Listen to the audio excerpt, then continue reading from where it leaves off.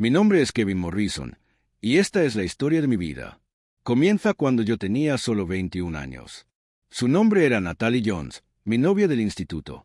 Éramos jóvenes, imprudentes y estábamos profundamente enamorados. O eso creía yo. Recuerdo las noches tardías en el viejo Ford de su padre, aparcado detrás del diner cerca de Main Street. Hablábamos de todo, de cómo ella quería abrir una guardería algún día, de cómo yo soñaba con ser profesor. Ella apoyaba la cabeza en mi hombro y susurraba: «Lo resolveremos todo, Kev, tú y yo». Pero la vida no le importa a tus planes. Cuando se quedó embarazada durante nuestro segundo año de universidad, abandoné los estudios de inmediato. No porque quisiera. Dios sabe que no quería. Tenía exámenes finales acercándose y un profesor acababa de ofrecerme recomendarme para unas prácticas de verano en la red de bibliotecas. Pero nada de eso importaba. «Tengo miedo», había dicho Natalie, sosteniendo la prueba de embarazo con dedos temblorosos. Estábamos sentados en el suelo del baño de su residencia. Tomé el test de su mano, miré el pequeño signo positivo y dije: «Entonces no tengamos miedo solos». Esa noche recogí mis cosas, llamé a mi madre y le dije que volvía a casa.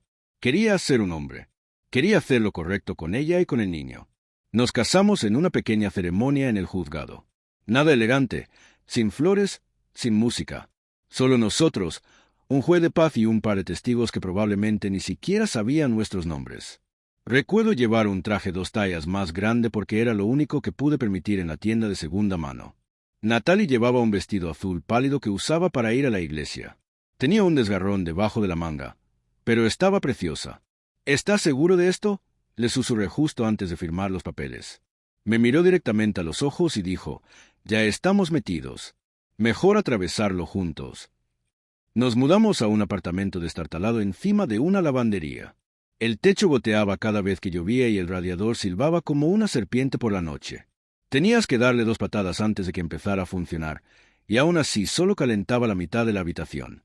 El olor a detergente y lejía siempre flotaba en el aire, y la ventana de nuestro dormitorio daba al callejón donde los mapaches peleaban por la basura. Aún así, cuando nació nuestro hijo Maddox, sentí que mi mundo tenía un propósito. Trabajaba en cualquier empleo que encontrara: lavar platos en el diner de la Ruta 8, repartir paquetes para un servicio de mensajería bastante turbio, incluso palear nieve en invierno solo para mantener la calefacción. Apenas dormía. La mayoría de las noches llegaba a casa después de medianoche, con los dedos entumecidos y la espalda dolorida, y todavía tenía que arreglar una tubería rota o calmar al radiador. Pero cuando llegaba a casa y veía sonreír a Maddox, cuando sus manitas rodeaban mi dedo, todo el cansancio se desvanecía. Era mi pequeño, mi todo. Durante los primeros años, Natalie y yo intentamos que funcionara. Lo intentamos de verdad. Los dos éramos jóvenes y estábamos agotados, tratando de compaginar trabajo, facturas y un bebé que necesitaba más amor y paciencia de la que a veces teníamos para dar. Pero la presión nos desgastó. Al principio fueron cosas pequeñas. Dejó de preguntar por mi día, dejó de reírse de mis chistes tontos. Llegaba a casa y la encontraba sentada en silencio, mirando el móvil o por la ventana. «¿Estás bien?», le preguntaba. «Solo cansada», murmuraba. Lo achaqué al estrés, o quizás a la depresión posparto. Acababa de tener un bebé. Después de todo, vivíamos en un apartamento estrecho con moho en el baño y una nevera que solo funcionaba si le dabas un portazo. Claro que estaba cansada, pero las cosas no mejoraron. Empeoraron. Luego una noche llegué pronto del turno de tarde. El diner había cerrado antes por una rotura de tuberías y pensé que quizás podría sorprenderla. Tal vez podríamos ver una película, hablar, reconectar. Abrí la puerta con cuidado. No quería despertar a Maddox si ya estaba dormido. Las luces del salón estaban encendidas y escuché risas suaves. Allí estaba ella, Natalie, en el sofá con otro hombre. No se estaban besando. No hacía falta. Era la forma en que lo miraba. Suave, iluminada, como me miraba a mí cuando teníamos 17 años y pensábamos que el mundo era nuestro. Me vio. Él me vio. Nadie dijo nada. Salí. Presenté la demanda de divorcio la semana siguiente. No armé escándalo. No supliqué. Solo quería proteger a Maddox. Tenía 7 años en ese momento. El juez nos concedió la custodia 50/50 y, por un tiempo, las cosas parecieron manejables. Vivía por esos 4 días a la semana con él. Esos días eran mi ancla. Construíamos fuertes de mantas en el salón usando todas las sillas y sábanas que teníamos.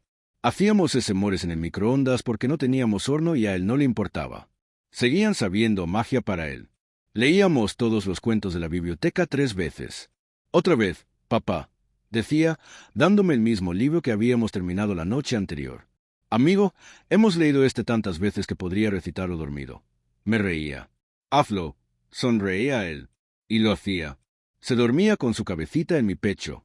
Y yo me quedaba allí en la oscuridad, mirando el techo, rezando a cualquier dios que escuchara para que me dejara mantener a ese niño cerca para siempre. Luego todo cambió.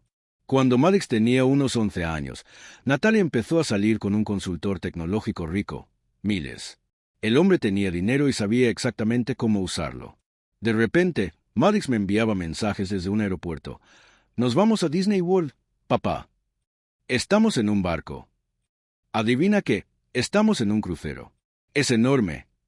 Había viajes en helicóptero, viajes de esquí, ropa de marca. Mientras tanto, yo seguía llevándolo al mismo sitio de pizzas de la calle, al mismo parque con los columpios rotos. Intentaba no tomármelo como algo personal. Me decía a mí mismo que era un niño. Claro que se emocionaba con esas cosas. Pero luego empezó a cancelar los fines de semana conmigo. ¿Puedo quedarme con mamá este fin de semana?, preguntaba por teléfono. Miles dijo que nos lleva a Aspen. Apretaba el teléfono más fuerte, intentaba mantener la voz ligera. Sí, claro, amigo, lo entiendo. Suena divertido. Pero por dentro era como si alguien me clavara lentamente un cuchillo en las entrañas. Empezó a preferir su nueva vida. Las alegrías simples que antes compartíamos, dar de comer a los patos en el estanque, acampar en el patio trasero bajo luces de cuerda, noches de cine con palomitas y voces tontas, ya no eran suficientes. Maddox cambió. Se convirtió en un invitado en mi casa, luego en un extraño. Un fin de semana llegó con los auriculares puestos, los ojos pegados al móvil. Apenas dijo una palabra. Cociné su favorito, espaguetis con mucho queso, esperando que despertara algo familiar. ¿Quieres comer en la mesa?, le pregunté. Se encogió de hombros, murmuró. No tengo tanta hambre. Más tarde me senté a su lado en el sofá, mientras él seguía escroyeando sin parar. ¿Estás bien, amigo?, le pregunté. Pareces raro. Ni siquiera me miró. Solo siguió tocando la pantalla. Nada. Solo me divierto más en casa de mamá, dijo con voz plana. Esa noche, después de que se metiera en su cuarto, o al menos cerrara la puerta y se pusiera los auriculares, me senté en la cocina y lloré como un niño. No había llorado así en años, no desde el divorcio.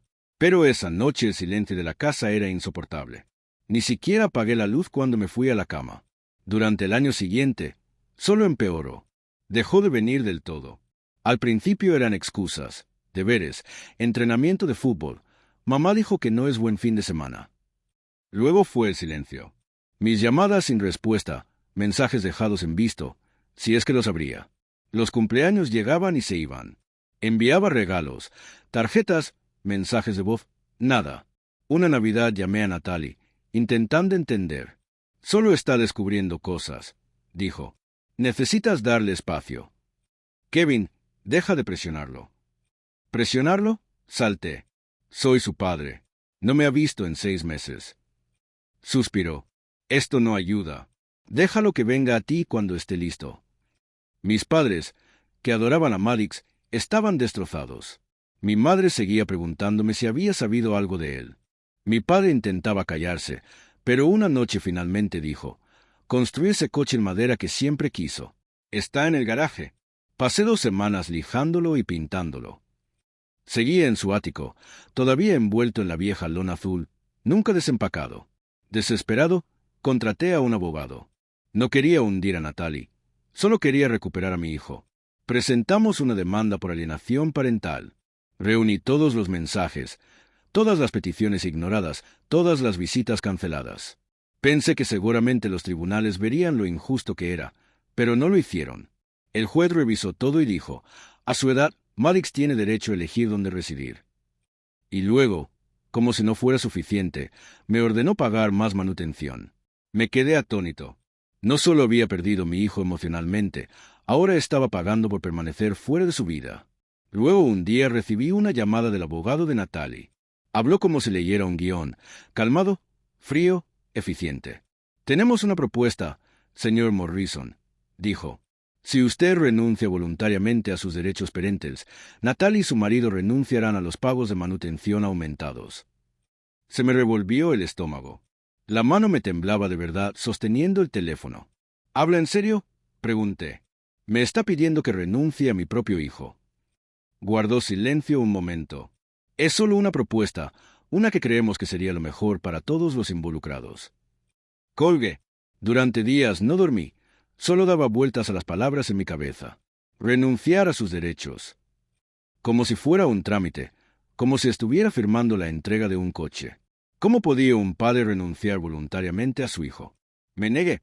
Claro que me negué. ¿Qué clase de padre aceptaría algo así? Pero luego organizaron una reunión. Una última conversación, dijo mi abogado, una oportunidad de escuchar a Maddox en persona. Nos encontramos en una sala de conferencias gris y anodina del centro, luces fluorescentes tumbando sobre nosotros, una mesa larga entre nosotros, ambos abogados presentes, sin calidez, sin privacidad. Me senté allí, con las manos sudando contra la superficie fría de madera, el corazón latiéndome en el pecho. Entonces entró Maddox. Tenía 12 años, pero parecía mayor, más mayor de lo que yo jamás fui a esa edad. Zapatillas de marca, pelo perfectamente peinado, un smartwatch en la muñeca. Se sentó frente a mí como si estuviera en una presentación escolar. Me incliné, voz apenas un susurro. ¿Es realmente esto lo que quieres?, le pregunté. ¿Quieres que deje de ser tu papá? No dudó. Me miró directamente a los ojos, sin lágrimas, sin un parpadeo de duda, ni siquiera un pestañeo, y dijo, sí. Solo eso. Una palabra. Sí. Fue como si me hubieran vertido cemento por la garganta. No podía respirar. Mi visión se estrechó. Me zumbaban los oídos. Lo miré a mi chico. El mismo chico al que sostuve con fiebres a las 2 de la mañana. Al que enseñé a montar en bici en el parking detrás de nuestro apartamento. Al que le leí cuentos hasta que se dormía con su mano en la mía. Ahora me miraba como si fuera un hombre cualquiera de la calle.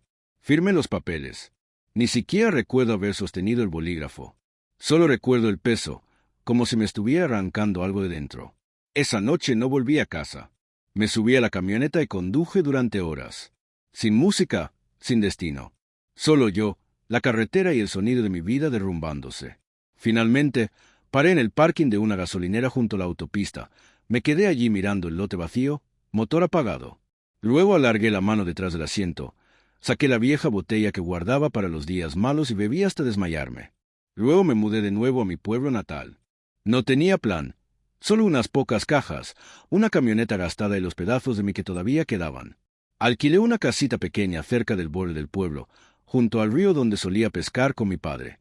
Pensé que tal vez si empezaba desde algún lugar familiar, podía empezar de nuevo. Allí fue donde conocí a Valeria. Trabajaba como enfermera pediátrica en la clínica comunitaria. La vi una tarde cuando llevé a mi sobrina a un chequeo. Tenía una calma que parecía que nada podía alterarla, el tipo de presencia que estabilizaba una habitación sin siquiera intentarlo. Empezamos hablando primero de marcas de jarabe para la tos y del café de la sala de espera, luego de la vida, el arrepentimiento, la sanación. Supe que tenía un hijo llamado Alex. Tenía 11 años en ese momento. Irónicamente, la misma edad que tenía Maddox cuando salió de mi vida. Al principio me aterraba acercarme al chico, no por él, sino por mí, porque sabía lo que se sentía darlo todo y aún así perder. No sabía si tenía dentro de mí volver a pasar por eso, pero Alex no era nada como esperaba. Era amable, considerado, contaba chistes terribles y tenía una curiosidad profunda por el mundo. Un día me preguntó, ¿por qué los peces tienen branquias en vez de narices? Y luego habló 10 minutos sobre anfibios. Empezamos a conectar. Viajes de pesca a ese mismo río viejo, maratones de cómics a medianoche. Incluso intentó enseñarme a jugar a sus videojuegos, aunque nunca pasé los niveles tutoriales. No te preocupes, sonreía. Todavía eres mejor asando perritos calientes. Él trajo luz de nuevo a mi vida. Lenta, constantemente. Cuando Alex cumplió 18 años, estábamos sentados en el porche trasero después de la cena, viendo cómo el sol se hundía detrás de los árboles. Parecía nervioso, no paraba de jugar con el cordón de su sudadera. ¿Puedo preguntarte algo?, dijo. Claro. Respiró hondo. Quiero tu apellido. Has sido más padre para mí que nadie nunca. ¿Me adoptarías? No intenté siquiera contenerme. Me derrumbé, llorando allí mismo en el porche. Lo abracé fuerte y dije que sí. Dios, sí. Desde ese día, él fue mi hijo. No solo legalmente, sino en todas las formas que importaban. Valeria y yo eventualmente tuvimos 2 hijos más, gemelas, y vertí todo lo que tenía en ser un buen padre. Nunca me perdí un recital. Nunca me perdí un partido de fútbol. Construí la casa del árbol que nunca terminé con Maddox, esta vez con mis niñas pasándome clavos y Alex midiendo vigas. Vivía para protegerlos, para amarlos, para nunca fallarles de nuevo. Luego, 13 años después, alguien llamó a la puerta. Era sábado. Estaba en el patio trasero terminando de arreglar los canalones cuando Valeria gritó desde el frente, que «Alguien pregunta por ti». Me limpié las manos y doblé la esquina, todavía esperando que fuera un vecino o alguien de la clínica. Pero era Maddox, 26 años ahora, sosteniendo flores, con una sonrisa nerviosa que temblaba en las comisuras. Parecía mayor, claro, pero fueron los ojos los que me impactaron. Todavía los de su madre, todavía familiares, pero ahora curtidos. «Hola, papá», dijo, como si no hubiera pasado nada. No hablé ni una palabra. Solo lo miré, allí de pie en mi porche como si un recuerdo hubiera cobrado vida. Y luego cerré la puerta, suavemente, firmemente. Pero el pasado no muere en silencio. Mi hermana Rachel me llamó al día siguiente. «Que, habla con él», dijo. «Solo una vez, una reunión. No es por él, es por ti». Cierre. No quería. Cada parte de mí gritaba que no. Pero eventualmente acepté. Nos encontramos en una pequeña cafetería al borde del pueblo. Terreno neutral. Llegué temprano. Me senté junto a la ventana, viendo a la gente entrar y salir. Luego él entró, nervioso, inseguro, se sentó frente a mí. Habló primero, voz baja. Era joven, empezó. No sabía lo que hacía. Retorcía la taza de café entre las palmas. Miles dejó a mamá cuando yo cumplí 19. Simplemente se fue. No he tenido padre en años. Me miró. Te echo de menos. Lo estudié. Esa cara que una vez conocía como la palma de mi mano, ahora la de un extraño. Siento que te haya pasado eso, dije. Pero ya no soy tu padre. Tú tomaste esa decisión. Sus ojos suplicaban. Por favor. No entendía lo que estaba renunciando. Me puse de pie. Cuídate, dije en voz baja. Y salí. ¿Y sabes qué? No me sentí enfadado. No me sentí triste. Me sentí libre, libre de los años de duelo, de las preguntas que me atormentaban, de las noches que pasé preguntándome qué hice mal. Finalmente había hecho las paces con ello. Sabía unas cuantas cosas con certeza. Nunca vayas donde no te quieran. Nunca azotes a un caballo muerto. Y nunca permitas que alguien intente abrir una puerta que ellos mismos cerraron de golpe en tu cara. Hoy soy padre de 3 niños increíbles, esposo de la mujer más asombrosa que he conocido, y tengo la vida que nunca pensé que merecía. A veces me sorprendo mirando a Alex ayudar a las niñas con los deberes o veo a las gemelas persiguiéndose descalzas por el patio, y siento esta gratitud abrumadora en el pecho. Esta es la vida por la que luché, la que reconstruí de entre los escombros. Todavía pienso en el chico que perdí a veces, pero ya no me duele por él. Ese día en la cafetería cambió algo en mí. Me di cuenta de que ser padre no se trata de ADN. Se trata de presencia, sacrificio, constancia, amor. Maddox tomó una decisión, y yo también, y yo elegí la paz. Unas semanas después de esa reunión en la cafetería, honestamente pensé que el pasado estaba finalmente enterrado. Sin más preguntas, sin más, y sí. Había hecho las paces con el hombre que era y la familia que tenía. No tenía intención de volver a saber de Maddox, ninguna. Asumí que el silencio era mutuo, que había entendido mis palabras, que ambos habíamos aceptado nuestras nuevas realidades y seguíamos adelante con nuestras vidas separadas. Me equivoqué. Empezó sutilmente. Una solicitud de amistad en Facebook. Su nombre apareció como un fantasma en la esquina de mi pantalla. Maddox Morrison. Luego un mensaje. Oye, sé que dijiste adiós, pero me preguntaba si podría conocer a mis hermanos solo una vez. Lo miré fijamente mucho tiempo. El corazón latiéndome fuerte, los dedos sobre el teclado. Luego cerré el portátil. No respondí. Unos días después, Valeria recibió una llamada. Era temprano por la mañana. Estábamos preparando a las niñas para el colegio cuando sonó su móvil, un número desconocido. Miró la pantalla, luego contestó, pensando que era de la enfermería del colegio o de algún padre de la clase de las gemelas. «¿Hola?», dijo, distraída. Hubo una pausa. Su cara cambió. Luego puso el teléfono en altavoz. Kevin, tienes que oír esto, dijo. La voz del otro lado era inconfundible. Natalie. Aparentemente, Maddox le había contado todo, que había venido a verme, que lo había rechazado. Ahora, ella también quería insertarse de nuevo en la historia. De repente, después de 14 años de silencio, le preocupaba sanar viejas heridas. Valeria estaba en la cocina, sosteniendo el teléfono como si fuera algo tóxico. Su cara estaba tensa, pero podía ver la incomodidad en sus ojos. «Es Natalie», dijo en voz baja. Dudé. Todo en mí gritaba que no cogiera esa llamada, pero lo hice. Lo hice porque necesitaba oírlo por mí mismo. «Kevin». Su voz llegó calmada. Demasiado calmada, el tipo de calma que solía seguir a una de sus manipulaciones bien ensayadas. «Ha pasado mucho tiempo», dijo. «Mira, sé que las cosas no terminaron bien, pero realmente creo que Maddox intentando contactar es una señal. Tal vez sea hora de que todos nos sentemos, hablemos como familia». «¿Familia?» Casi me reí. Era la misma mujer que usó a su abogado como un bisturí, cortándome limpiamente de la vida de mi hijo, como si yo fuera una mancha que pudiera blanquear. Y ahora estaba allí, voz suave como el cristal, queriendo hacer de pacificadora. Me quedé callado, conteniendo la rabia que subía por mi pecho como bilis. Ella siguió. «Creo que está siendo injusto con él. Era un niño. No sabía lo que estaba renunciando». Cerré los ojos, respiré hondo y pregunté, «¿Y tú?» Silencio. «Tú sabías exactamente lo que hacías», dije. Voz tensa. «Lo viste pasar. Lo permitiste. Cada llamada sin responder, cada visita denegada. Estuviste ahí mientras se me cortaba y no dijiste nada o, peor, lo animaste». Aún así, no dijo nada. «No me interesa revivir el dolor que ambos causaron», le dije, apretando más el teléfono. «Ni por nostalgia, ni por culpa, y especialmente no por una reunión artificial». Hubo una pausa, luego más suave. «Por favor, Kevin, has construido una nueva vida.